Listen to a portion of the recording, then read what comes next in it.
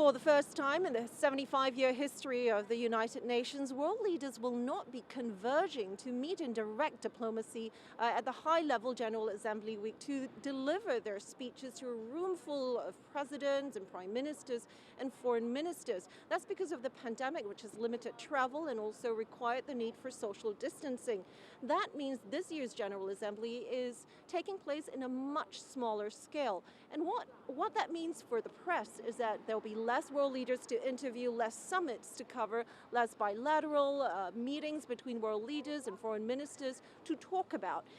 Inside the United Nations building, an eerie silence. We're looking for people to interview, New York-based diplomats, delegates, journalists, US staff.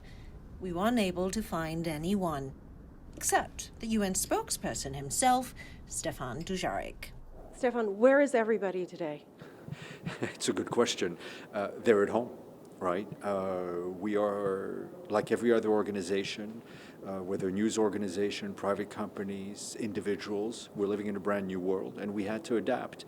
And I think we found a just middle in terms of having a General Assembly to mark the 75th anniversary of these United Nations, to talk about the big issues, but also make sure everybody is safe. He is one of only 5 people we saw as we walked through the building, accessible only to a small number of journalists and news crews who work here throughout the year. We have just about free rein to roam, but there's no one to speak to.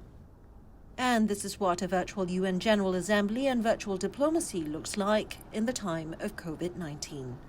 Liling, CGTN at the United Nations.